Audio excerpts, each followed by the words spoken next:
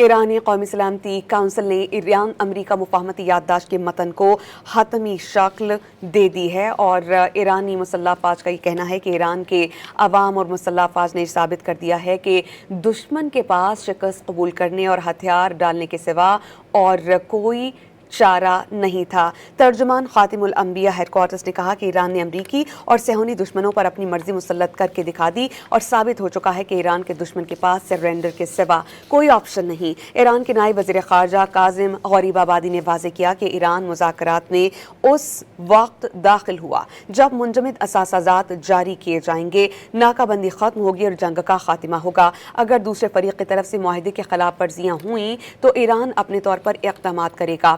Memorandum of understanding کا مطلب دشمن پر اعتماد کرنا نہیں ہوتا۔ معاہدے کی ذمہ داریوں کا اطلاق جمعے سے ہوگا، متن دستخط کے بعد شائع کیا جائے گا۔